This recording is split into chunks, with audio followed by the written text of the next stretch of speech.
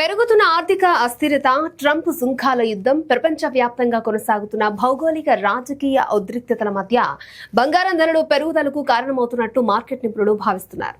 కాగా శుభకార్యాల వేళ పసిడి ధరలు ఊరట కలిగిస్తున్నాయి. నేడు సిల్వర్, గోల్డ్ ధరలు భారీగా తగ్గాయి. తులం పుత్తడి ధర 800 రూపాయలు తగ్గింది. కిలో వెండి ధర కూడా 2000 రూపాయలు తగ్గింది. ఈ రోజు హైదరాబాద్ లో 24 క్యారెట్ల బంగారం ధర 1 గ్రాముకి 10,140, 22 క్యారెట్ల బంగారం ధర 1 గ్రాముకి 9,295 వద్ద ట్రేడ్ అవుతోంది.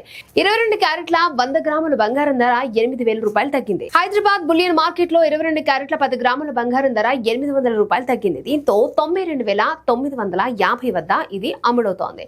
ఇక 24 క్యారెట్ల 10 గ్రాముల బంగారం ధర 880 రూపాయలు తగ్గింది. దీంతో 1,14,00,000 రూపాయల వద్ద ట్రేడ్ అవుతోంది. విజయవాడ, విశాఖపట్నంలో కూడా ఇవే ధరలు కొనసాగుతున్నాయి.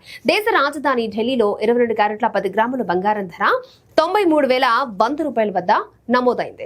24 క్యారెట్ల 10 గ్రాముల బంగారం ధర 1,15,50 రూపాయల వద్ద ట్రేడ్ అవుతోంది.